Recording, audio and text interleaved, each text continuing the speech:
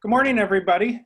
Delighted to have some time to spend with everybody today to talk about starting school and how to help support students best with a particular emphasis on their social, emotional, and behavioral outcomes.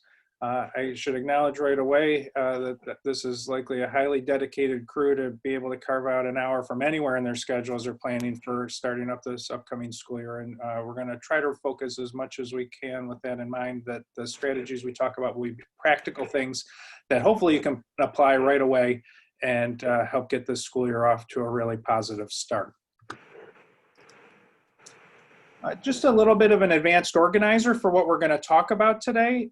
We're going to really focus on what educators can do on the universal tier of intervention, tier 1. And we'll start out by talking a little bit about why that tier of intervention may be its most critical stage right now as kids are thinking about returning to school, no matter what the structure, whether it's all in person, whether it's a hybrid model, or whether it's all remote learning. We'll talk a little bit about the sorts of behaviors we can address on tier 1 and how we can help kids in a number of different functional domains. We'll talk a little bit about instructional strategies that are best practice at tier 1, and we'll talk about what we know about those strategies in terms of the best practices when all students are present in class. We'll also talk a little bit about how those strategies can be adapted for other sorts of learning environments, either the hybrid or the remote type of learning. Then we'll talk about best practice strategies for behavior support. We'll talk a little bit about how do we know whether what we're doing is working? How do we progress monitor, and how might we adapt? And then the last thing we'll touch on today is programming for maintenance. If we find that we have something that's really working, how do we get that to sustain over a long period of time, which we need to do across the school year. I'm going to try to budget about 45 minutes or so to talk about these things, and then we will have about 15 minutes at the end for Q&A.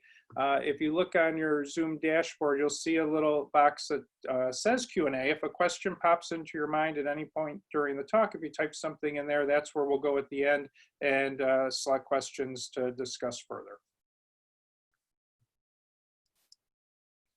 So why is tier 1 so critical right now? In my work with schools, I always feel like tier 1 is taken for granted. Essentially, tier 1 is what an exceptional educator does. They monitor and manage the students in their classroom. They focus on building skills for the students, and they individualize that effort. So students that need a particular boost in a particular area, they're thinking about that, but they're kind of embedding that across everything they do with the students across the school day. Teachers sometimes have to work as supporters or nurturers. Sometimes they have to work as a implementer of rules or expectations. They also have to be doing constant formative assessments, thinking about where's my class right now, where do I need to bring my class to move them up to the next level. So good educators really do tier 1 naturally, and anybody that works in schools and walks into either an elementary school or middle school or high school classroom will see this tier 1 support in action, because they see well-managed, organized, productive classrooms.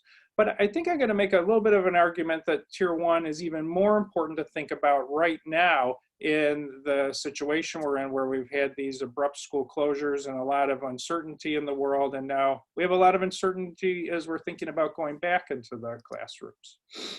I think it's fair to say there's never been a single event that's had such a pronounced effect on the educational environment as this global pandemic has had.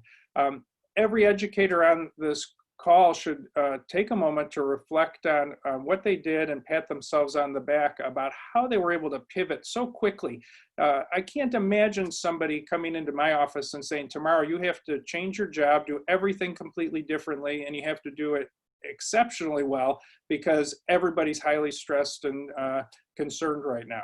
And to their credit, teachers did that. Within a day, they were able to take their curricula, put it in a home instruction model, and keep families and children safe and themselves safe this spring. However, I think we'd also reflect and think that there's never going to be a replacement for the good things that happen in classrooms and the schools across our country. And I guess the third thing we have to think about is not only the environment, but the children themselves may not be the same as the ones that left schools back in March. And it's worthwhile to think about that a little bit in terms of the context of thinking about Tier 1 interventions. So one thing that has gotten a lot of play in the media, and I think educators have pondered about this as well, is we've always known that there's a summer slide with children. So anybody that's taught school knows in September you have to spend some time reviewing concepts, getting children back into school mode, making sure that their fluency is good in the areas that are expected. Because there's a known slide between June and late August or September when students go back to school, because they simply don't get the academic repetitions that they're getting when they're going to school every day. Well, now if we think about it, instead of 2 months of a gap, we have close to half of a year of a gap. And we don't know how many academic repetitions a particular child actually got during the spring when schools moved to remote learning. We don't know how much of the academic repetitions happened over the summer. We don't even know if students were reading every day or having other sorts of academic supports or experiences. And so there may be a slide between March when formal school in person stopped and children are returning to the educational experience they have coming for the upcoming school year. We also don't know a lot about whether or not some of the changes in the educational environment may impact learning. To some degree, we're building the plane while it's already in the air. The hybrid approaches and the remote instruction approaches, and even some of the in-person approaches with the adaptations that have been made to the environment are largely based on public health concerns. We haven't even gotten to the point yet in thinking about whether or not these are evidence-based ways to help students learn reading curricula or social studies or complex algebra skills. And that's an open question. Some of the things that we took for granted in learning spaces before, like we could put students in small groups to work, or we could put two students together as a pair to work together. And we knew that some of those approaches could be highly effective, not only in engaging students, but also in promoting their higher level thinking and their use of some of the strategies or skills we want them to use. That's not going to be something we can take for granted anymore. And I think it's going to be up to really creative and innovative educators to come up with ways to still achieve those sorts of situations, but in a safe way. And then I guess the other thing we have to think about is there's always a range of variability in a classroom for students. And teachers, actually, we know, are quite good at being able to do formative assessments and understand where a child is strong academically, where a child may be weaker academically. But in a typical grade, we can take for granted that there's going to be most students in the middle of the ability level, and then maybe some high flyers, and then maybe some students that need some more support or help. But that range isn't extremely wide, say in third grade. Well, now given this abrupt stop in what happened in our educational environments, and inequities in what students had access to in terms of technology, internet connections, a parent available to support them if they had questions or concerns. One concern may be that teachers may have a wider gap that they're going to have to manage within a whole class setting. And that's going to strain Tier 1, because Tier 1 is supposed to apply to all students and help all students. Presumably because the students are in a general range that's not too hard to manage altogether. Well, now if the academic needs are spaced further out, that is going to make an educator's job more challenging. And that's one argument for why Tier 1 really needs to be done well, so that teachers have some extra time. Because if Tier 1 helps manage the whole class, they'll have some extra time to support the students who may need the extra boost this year that maybe in a typical year that we were used to, they wouldn't need that kind of extra support. Just a couple of charts to show really how the students' experience and the families' experience in the spring was quite different than anything we ever experienced before. So there's an interesting study that was taking some routine dipstick tests of what was going on in families every month. And they had the unique opportunity to look and see what families were saying about how they were functioning on February 20th, 2020, before the pandemic was really of a concern in the United States. And then they could look at March 24th, really a week after many of the school closures and the statewide shutdowns happened. And you can look and see over 80% of parents were saying they were working in February. Under 40% were saying that they were working in March. Imagine the economic and social shock to families, and that over half of them were not employed in that very short time frame. You can contrast that to other recessions we've had in this country where it's been more gradual. This was an abrupt shock. And we, not surprisingly, see an increase in mental health concerns after these kinds of shocks. So parents were noting themselves as about 15% were saying they had some mental health or stress. That's a 25% increase or 33% increase after this shock. And we see the same thing with how the children say that they're feeling more stressed too.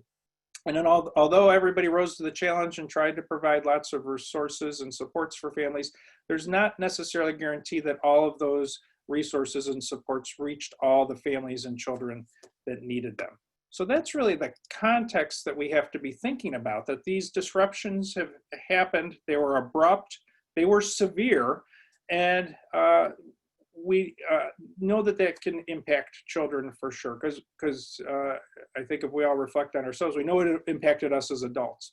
And so one of the great things about being a child is you don't have to worry about the adult things that happen in the world. We know that that's a characteristic that supports appropriate child development, but a child can be oblivious to some degree of everyday stresses. The adults take the hit for them usually. In this case, it's not possible to shield children completely from what's been going on in the world. And so really strong positive behavioral supports from educators are one of the antidotes to this stress that is impacting children and teens. And that's what we'll talk about for the rest of the time today. So when we talk about Tier 1, we're talking about all students in the school. It's a universal set of interventions. These are things that all kids get no matter who they are. We know that about 80% of students, now some people will challenge me on this and say, well, in our school, we have a lot more students at these higher tiers. That could be true. This is just a general guideline. About 80% of students are effectively supported by Tier 1. They don't need anything else. We know that in many schools, about 15% of kids will be at risk. They might need some differential boost. They might need, instead of the whole class positive behavioral support program, they might also need something set up where the teacher's sending a note home each day to the parent on whether homework was turned in or not. But then that helps them and then they do okay. And then we know that about 5% of kids are the tougher cases. These are children with perhaps mental health concerns. These are children who may need special education supports or services. But if we do a good job down here, we have lots of resources available to dedicate to the children who need more. And I'm not going to read these items, but this is just a whole list of things that Tier 1 addresses. Really, the thing to think about is, as an educator on Tier 1, I'm doing two things. I'm building skills, making children stronger and more adaptable, and I'm reducing the presence of any concerns or problems. I'm stopping impairment from getting in the way of children being successful. So if I'm building skills, I'm teaching them how to be good friends. I'm teaching them organizational and executive functioning skills like planning ahead or thinking through and creating a plan before acting.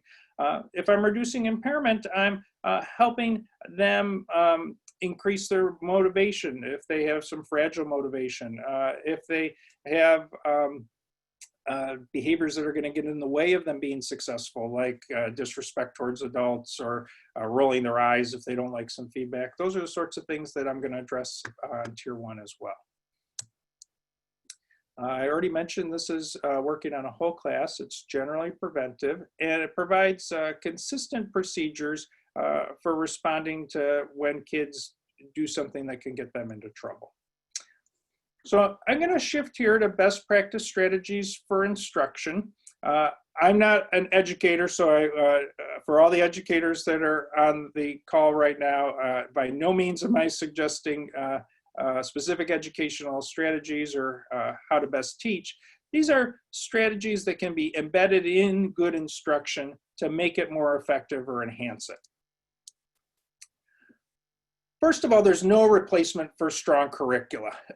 The best preventive effort for heading off misbehavior or inattention or children failing to learn is making the lesson fun, engaging, interactive.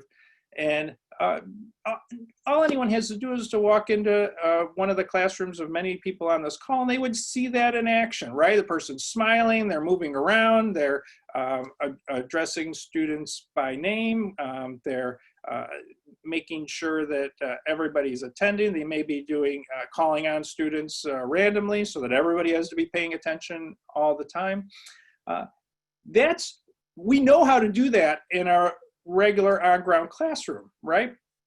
It's a little more challenging to do on a call like this. In fact, some of you right now might be starting to drift off or think, when is this guy going to get to the next slide? The sorts of tools and strategies that we can do in person become a little bit more difficult to use in a virtual format. And so some remote instruction adaptations to support learning would be accessing some of the tools that are embedded within these online learning vehicles. Breakout rooms are a good place to mix things up. So it's not just one head talking for an entire lesson, actually having students go to a breakout room, work together on a problem or an activity, and then come back to the whole group and present what they learned. That models what we may do in a live classroom. Giving students team projects to do would be not only a way to mix up different instructional supports, it's also a way to promote some of their social interaction, which may be missing if they're having to physically distance. The chat function or the Q&A function is also helpful for this. And then in talking with educators over the summer and doing some brainstorming, there are other ways that we can improve instructional support strategies. So good educators really care about students' perspectives, right? They listen to what students are saying and bringing to the classroom, and they figure out how to build that into course content. We can build in some things to class instruction that capitalizes on the fact that the student is at home. So if you're doing a particular lesson and there's something that the child might be able to access to show and tell on the screen from their yard or from their home, that builds in investment on the part of the student because it's very personal in terms of what they're contributing. It also makes an overall more engaging lesson. We also know that if you go anywhere in the world where there's children, you'll hear corrective feedback, right? In fact, they've done old studies where they put tape recorders under a breakfast table in the morning as a family's getting ready for school. And parents give, on average, over 100 or 50 to 100 commands, demands, reprimands, corrective feedback, all of that sort of thing. And so that kids get told what to do and what not to do over and over all day. However, in a on-ground live classroom setting, that can easily be balanced with praise, right? Or compliments or attaboys or attagirls and all that sort of thing. And that's usually interwoven into the fabric of a class. Becomes a little more challenging to do in a virtual format. And so one thing that educators might want to think about is really being mindful of catching kids doing the right thing, especially online. There's a chance to get lulled into sleep and not necessarily think about, I need to attend to this student in the right-hand corner of my screen or this student in the middle of my screen. Really focusing on, I want to say something nice to each child that showed up for this class today, just as I would do if they walked into the class and I greeted them warmly in the morning. That's going to be an important thing in maintaining engagement across the school year, but also providing really a beacon of light for the kids that here's a place where I can connect with another adult, and that adult is going to notice when I do things the right way. And best practice suggests that the ratio of positives to negatives should be 3 to 1. So if you're teaching a lesson and students are responding on the screen and you have to correct them sometimes, like, well, that's not quite right. Let's think about that. That's corrective feedback.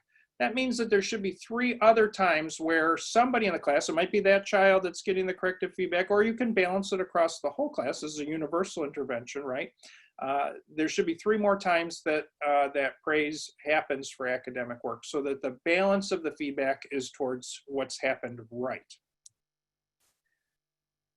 Another thing that to some degree the virtual instruction or remote instruction can help with is academic response opportunities. So we know from research that the more reps a child gets, the more chances they get to make an academic response, the more fluent and the better they'll achieve.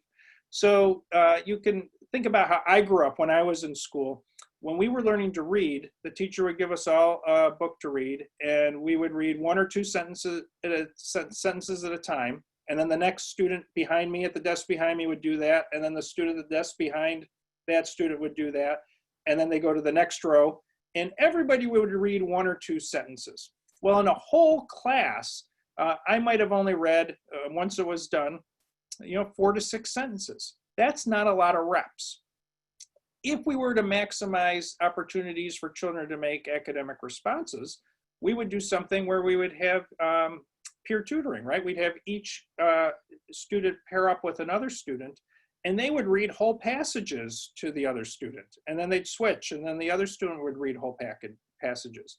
Be hundreds of more sentences read in that situation compared to the situation where we just go 1 student at a time, or we ask students to raise their hand and 1 student in the class gets to answer.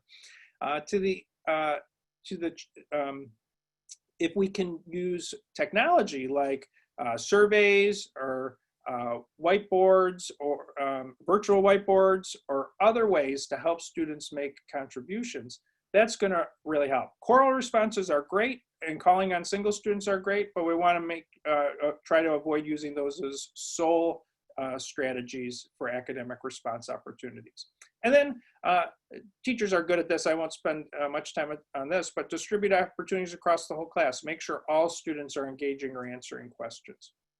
And when we think about academic response opportunities in virtual environments, you can help students through personal communications, through text or email. If you notice something that maybe they were lagging on in a whole class instruction, that might be something to give them some additional reps to work on.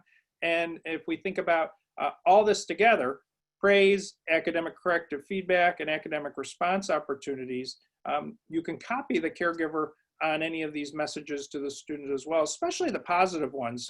I think the world's running a deficit of positivity right now. Anything that we can say to make the student and their caregiver feel good, I think is going to help maintain the motivation across the school year. This is really going to be a marathon this year.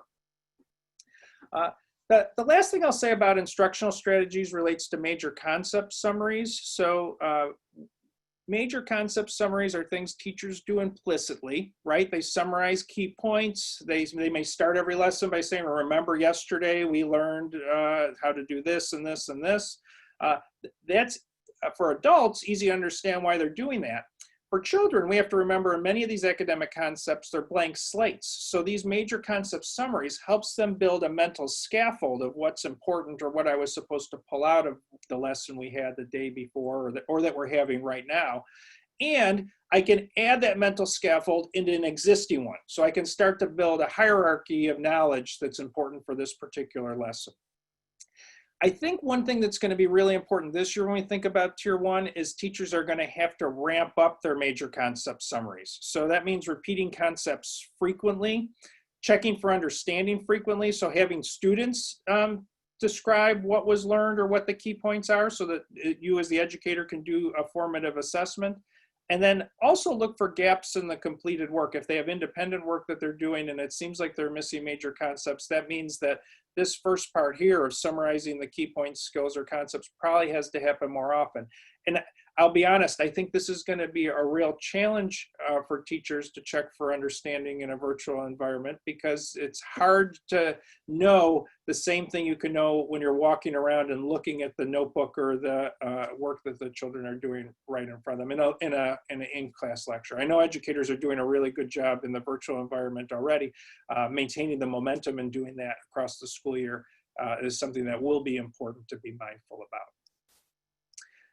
So I'm going to talk about a couple of strategies in terms of best practice for behavior management as well on the tier 1 level. This is the way we think about positive behavioral supports on tier 1. So, these are the things that should happen the most. The top of this pyramid are things that should happen very rarely. You know, positive behavioral support is not fancy. There's nothing you need to buy in a store. If you're empathetic, you understand the position students are in or may be in. If you pay attention to them, you're a good listener, you encourage them, you're engaging, you're a valued adult because you take an interest in them, you show genuinely that you really care about them. That's 90% of positive behavioral support. If the kids trust you, I'm an optimist. I've never met a kid in my whole career that walked into a classroom and said, I want to just jam up this teacher and be miserable all day and not succeed. I've never met a parent that said that's what they wanted for their kid either. Oftentimes children get shifted onto a poor path, sometimes based on a learning history that wasn't the one we would have chosen for a child. But if these things are going on, it's most of the battle. Praise and encouragement is something that should be liberally applied this year, because this has been a discouraging year. There's been a lot of fits and starts. There's a lot of question marks. Having a caring adult telling me that they're proud of me, what they like about what I've done, or notice my good qualities, that I'm responsible, that I'm polite, that I'm cooperative, that I have a quick wit. Those things are important for children, especially right now. And one of the sad things about the school closures in March was that the rewards and celebrations that children frequently experience in schools went away. They've gone away this summer. There aren't birthday parties. There aren't graduation ceremonies. Those kinds of things that we do because they acknowledge hard work and help increase motivation to meet the next milestone have been missing. And so I guess a challenge to the people on the call today is to think about how can you do that? And you can invent celebrations, right? You can have a celebration for the academic ace. You can have a celebration for the best Zoomer, or the most attendance at Zoom meetings, or the best team members. Children love to be acknowledged and rewarded for good behavior. And so think about what you might want to see more of in your class this year. Create a celebration about that. These things have to be present, but shouldn't be happening often if they're working. So if you, as we'll talk about in a moment, set clear rules, clear limits, have consistent follow through, that is what we call antecedent control. You're preventing the children from misbehaving because you told them ahead of time, this is what I expect. And again, I'm an optimist. I think if I tell children what I expect of them, they're likely to follow through with what I ask them by and large on tier 1. We can ignore, distract, and redirect if there's some misbehavior that's happening. And then consequences, things like a timeout for younger grade kids or an office discipline referral for older grade kids. That should be happening almost never. Might happen once or twice for a particular kid. But we know if it's happening frequently over and over again, that this pyramid's upside down, and then these things are probably not working as well as they should be. So for this year, something that every teacher does, we know every teacher has rules posted in their classroom. Every teacher has good organization and strategies for how to manage their classroom. Teachers have routines. It's a little more challenging to do in the virtual environment because you don't have a captive audience of 20 kids that all arrived at 8:20 and now we can start our day. I'm talking to educators, I know one of the challenges with the remote instruction was making sure the child was signed on time or had a device that they could sign on time. Sometimes the parent needed to use it for their work, or there was an older student in the household that needed a device. So there's some flexibility and some agileness is going to have to be built in, I think, this whole school year. But when we think about remote instruction adaptations, predictability is going to help families and help children. So if there's a schedule that this is the time we do lessons, and that can be kept consistent across a week at least, if not longer, that's going to help shape the kids and the families into understanding when it is time to be signed online and be working with the teacher. If it's the whole school day, then that's going to be more predictable for families too. It's useful to begin and end the remote instruction with standard procedures, just like you might in a typical school situation. So typically teachers would have a pre-lesson discussion. Maybe that's where they talk about some of these major concept summaries from the class the day before. It may be reviewing the rules for the and the expectations for the lesson that's to follow.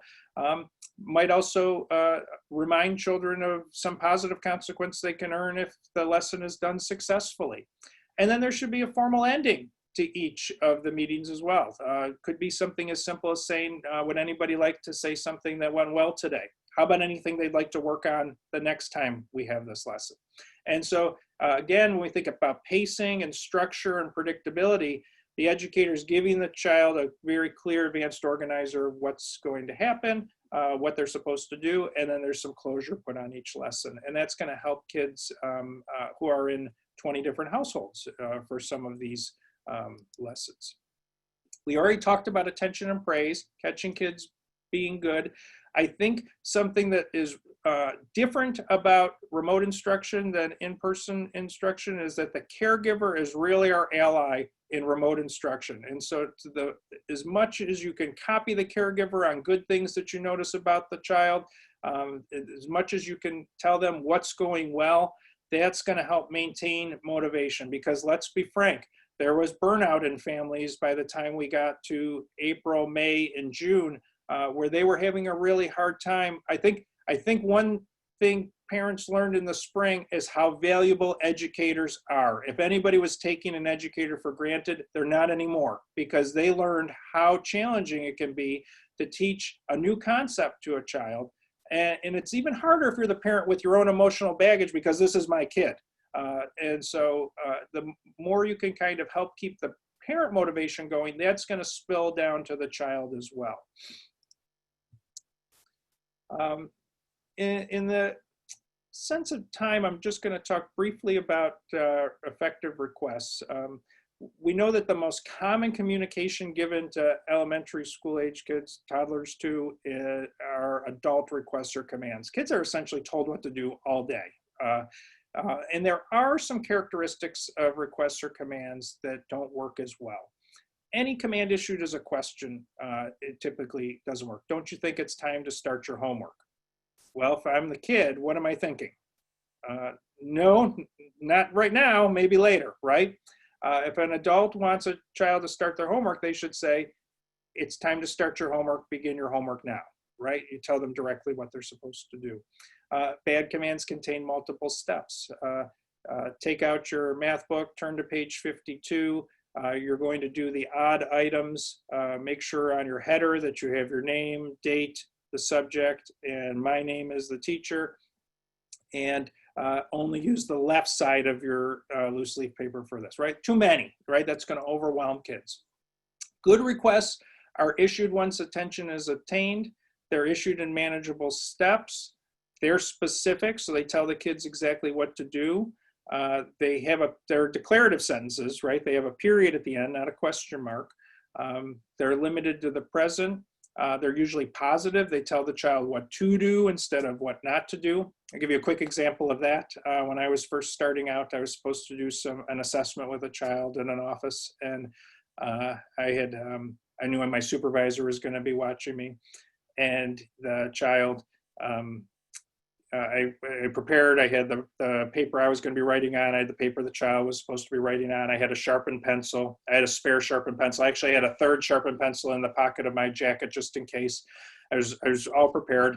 And this child came in to the office for this assessment and just ate my lunch. Came in. First thing he did was grab the pencil. I said, "Don't touch that pencil." He broke the point. And then he picked up the other pencil. I said, "Don't touch that pencil." And then he went over to the back where the window was and started messing around with the shades. I said, "Don't touch the shades." And then he was under the table. I said, "Don't go under the table." And then he grabbed the other pencil. I said, "No, don't touch that. No, don't, stop, quit. Stop, no, don't quit." Over and over and over. Finally, the child sat down and got to work, and the rest of the interaction went just fine. My supervisor came in at the end and said to me, "Well, how do you think that went?" And I have a pretty good positive attributional bias, so I just said, "Oh, great, I think." And he said, "Well, how about the beginning when you were trying to get things started? How many times do you think you said the words, no, don't, stop, or quit?" And I said, "I don't know, maybe 5 times." He had actually kept tally marks of how many times I did and showed me his yellow legal pad. 42. And I said, "Wow. That was a lot more than what I thought." And he said, "Well, what did you really want that child to do?" And I said, "Well, I wanted to sit down so we could get started." And he said, "You never once told the child to sit down. You told him the infinite number of things that he should not do. You never told him the one thing that he should do." And that was a really good lesson for me because, again, I'm an optimist about kids. Most times if you tell children what to do, they get in line and they do that. And then you don't have to have all these negative or coercive interactions to try to get them to behave.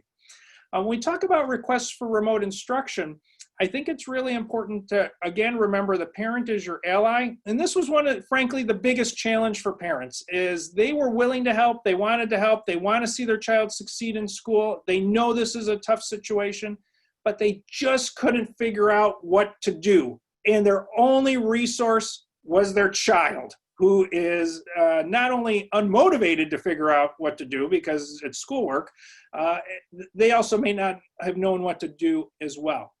So if I know I'm talking to educators. If I can give any advice for instructions for anything that you expect to have happening in the home, is to do the mental exercise of putting yourself in the shoes of a person who's never heard the word Schoology or Google Classroom. And how would they start to figure out how to get onto this step by step by step until they've learned how to do that in October. And now we'll be able to continue to support and be your ally in supporting the child's learning going forward. Also, if you can keep instructions and requests consistent, so it's the same instructions every week, so you develop a pacing, like Mondays we do this, Tuesdays we do this, Wednesdays we do this, and it's generally the same, and what's replacing the structure routine is just the content. That's going to help children and families support learning as well. Now, I've heard, everybody heard about the Zoom bombing that was happening early on as people moved to this mechanism. I have a couple of high schoolers in my own home. I heard about a lot of the shenanigans that were happening from high school students. The planning ahead is probably our best bet during remote instruction. The mute button, muting video if necessary might be something that's worthwhile to do. And also differentially attend to the students that are exhibiting appropriate behavior. Really try to minimize the attention that's going on to anybody that's doing any of the attention-seeking behaviors is probably the best bet on tier 1. And then a private conversation with a disruptive student, maybe that involves their parent as well, would be not a bad idea as well. The other thing we should think about is children's and adolescents' attention spans. So it is one of the things that we've embedded within schools are class periods, bells that signal when it's time to move from one thing to another.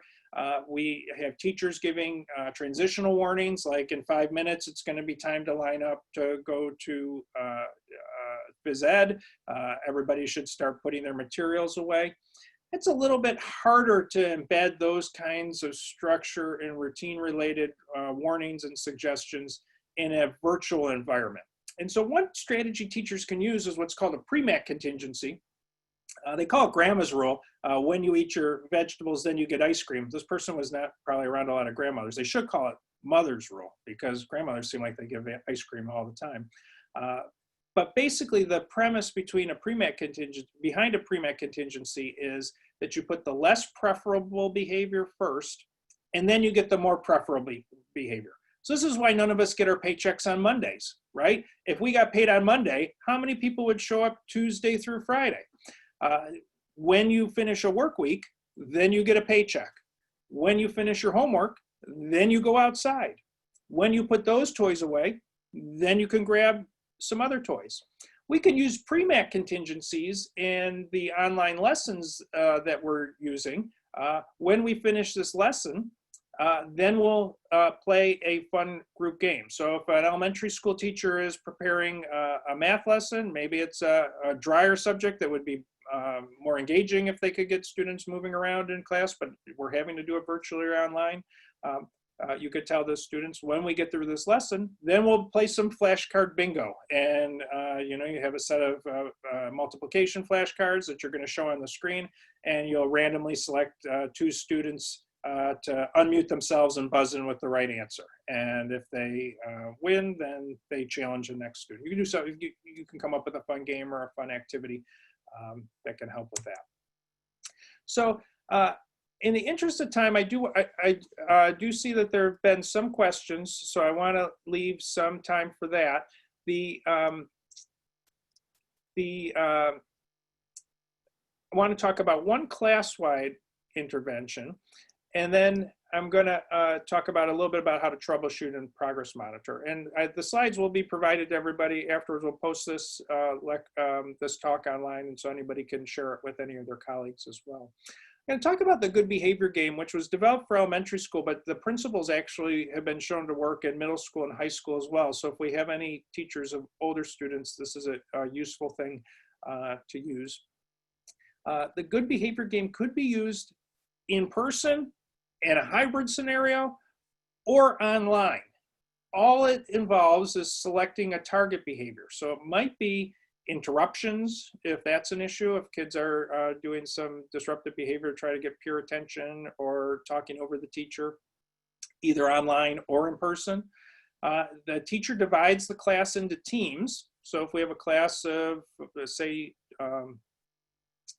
24 students, we might have 4 teams of 6. Each time that behavior is exhibited, the team will receive some feedback and a check mark.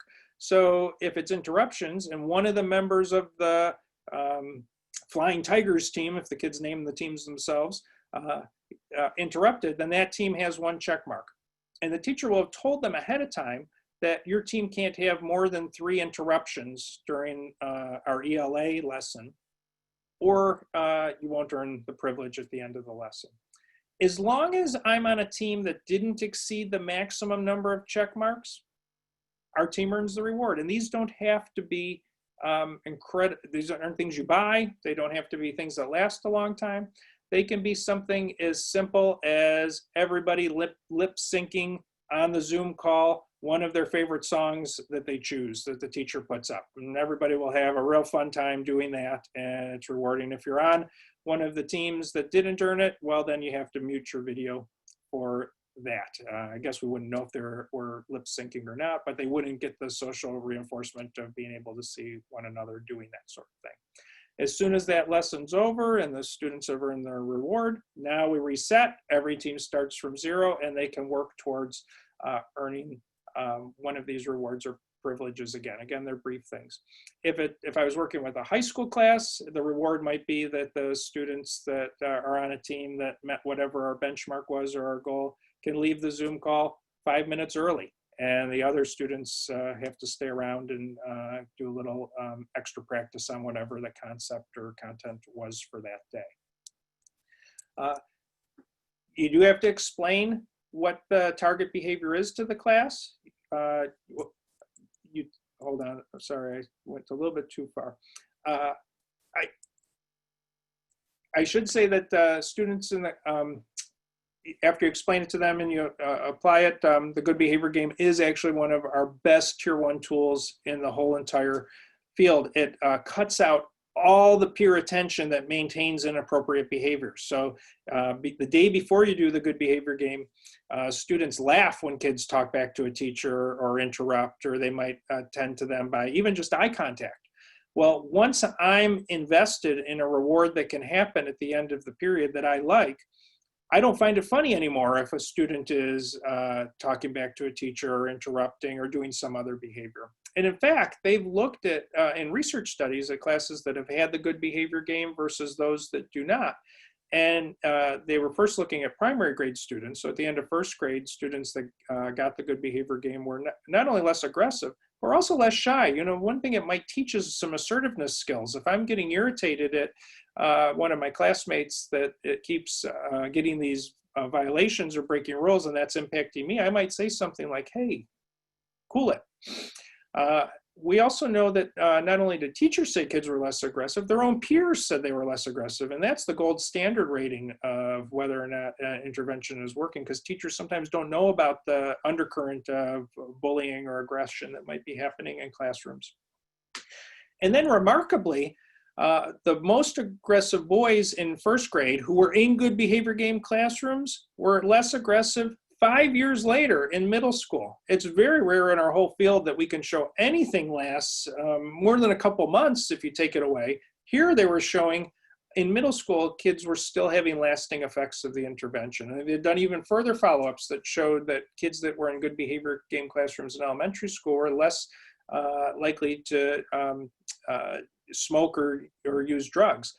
Again, maybe because of the assertiveness that was developed in the context of this social and behavioral and emotional support program. I'm gonna, in the interest of time, I'm gonna skip over a couple of those other things. They'll be on the slides. Anybody can email me anytime with any questions at all. I'm happy to chat.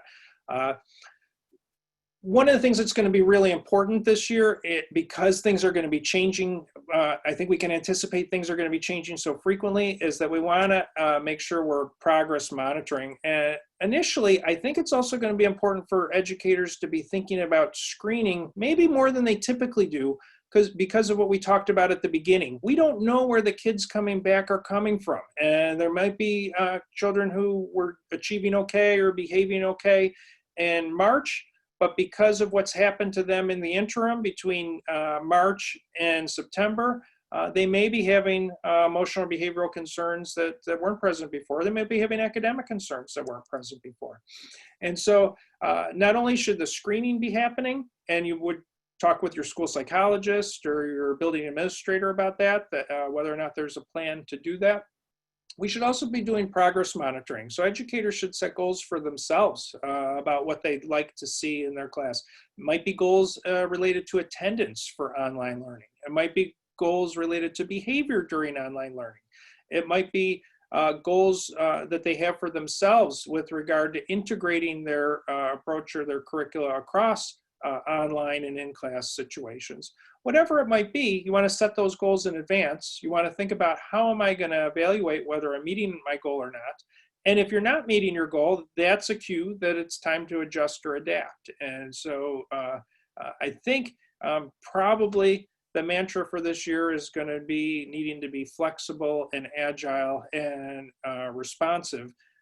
There's no way to get past it, that this is going to be a challenging year and it's going to take everybody's best efforts to make it a success.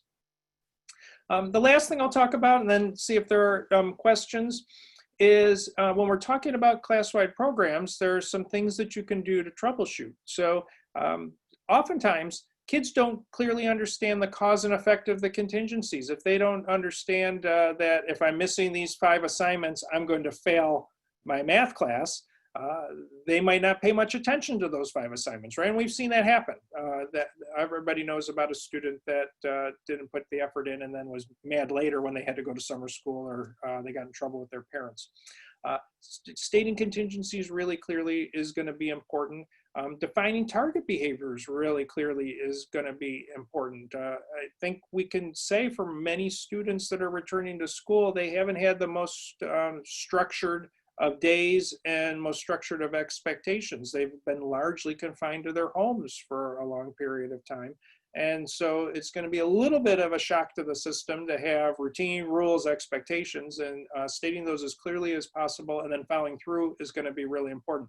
I generally like to be easygoing and fun and engaging with kids, but something I would be really mindful about in the classrooms right now is being really tight on expectations, routines, structure, and follow through, really for at least the first month of school, to help get kids back into the pattern of understanding how all this works. And it's only through the feedback and attention and catching them being good that they're able to do that. What's always important to think about is the reward motivating. So you might have thought that 5 minutes early dismissal for the high schoolers would be motivating, but if you're competing against who can make the most crazy face on the Zoom meeting and they're all cracking up and laughing, it's hard to compete with. So you have to think about, how do I balance what they're currently finding motivating and rewarding versus what I can offer.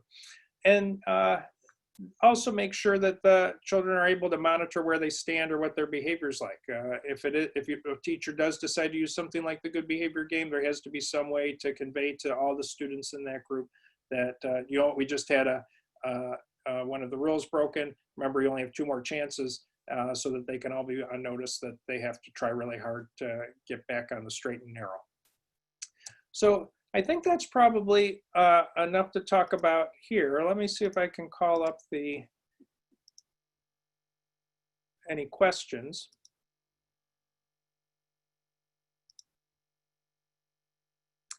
So we have a really good question here. If I can just read it. What do you think are some realistic expectations educators and administrators as a whole should have for the next few weeks as we adjust to remote learning again in regards to bridging that gap? You cut right to the chase. This is just such a great question. I think one of the things that we should be really thoughtful of and really mindful about is that the social and emotional state of the children coming back to the classroom needs to be prioritized. You can't teach a child academic content if they're feeling like they're adrift, or that they're feeling insecure, or if they're feeling difficulty with adjusting to these new routines and expectations. And so to be honest, I think one of the emphases in the beginning of the school year is to emphasize those things and to be fun and engaging and remind children about all the great things about school. Children I've interacted with in the last couple of weeks, I have not gotten the typical response I get when I say, "Oh, you're looking forward to school?" And they're like, "No."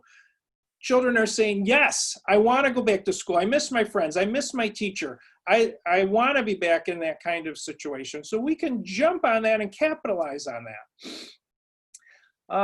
Here's another question. How would you best avoid the team not ganging up on or piling on the student who may have challenging behaviors that prevents their team from achieving their reward? Great question. So this is specific for the good behavior game, a group contingency.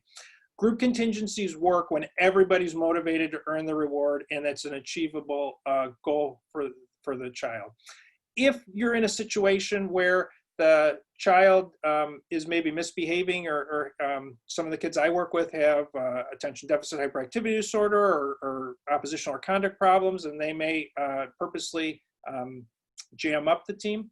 If you notice that's happening, a group contingency isn't the right support or intervention for that child. Remember, this is tier 1. So if that child is not functioning well within the group contingency, they probably need to move up to a tier 2 intervention, an individualized behavioral plan, where maybe we set the target a little bit higher. They can have 5 interruptions instead of the whole team having 3, and then they can participate in the reward if they earn their privilege based on their own individual goals. I would start with tier 1 first, give everybody a fair shake, because you never know if somebody might respond to that, even if you think maybe it's not the best bet.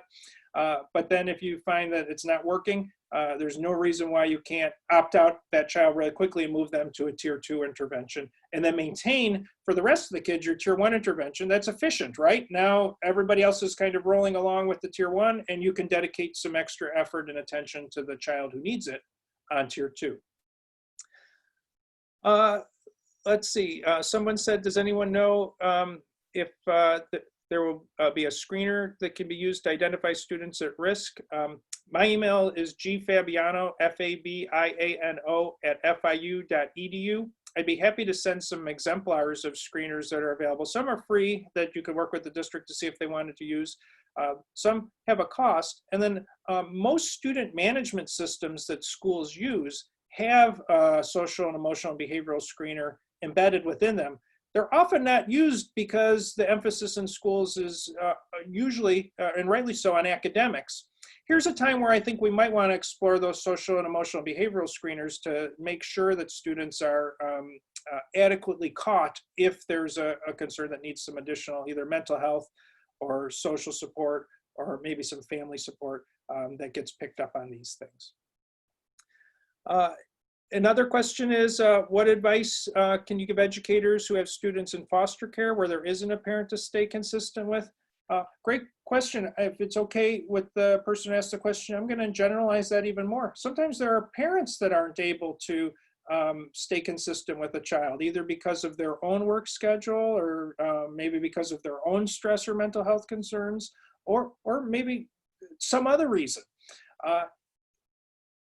We have to play the hand we're dealt, right? So if there isn't an ally in the home that can help with that child's getting through the assignments or what's assigned to them, that's something I would bring to my school problem solving team. That's something I would think about. How can I still do my 100% best to educate this student, but maybe it's going to have to be outside of my tier 1 approaches. It's going to have to be more tailored to that particular case or that situation.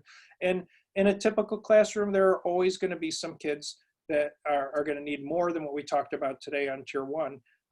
If we do tier 1 well, though, we'll have the time and the resources to be able to help those kids who need extra. And every child's supposed to get a fair shot at the best education we can give them. It's certainly the case that some need more than others in terms of what that best shot involves. Well, it looks like we cleared the board from the questions. I want to thank everybody for their attention today. I am just so enthusiastic to have seen such a number of teachers involved in this call. I know that these are, that all of you are invested in your students. You care very much about your students. We as a society are grateful for all that you are doing. Literally putting yourself in classrooms with a lot of people at a time where everybody's trying to physically distance. You're caring about the kids in their individual homes. We're proud of all the work that you do, and I wish you all the best as you head off to this school year, and I hope it's a successful one for all of you. Best of luck, and everybody stay well.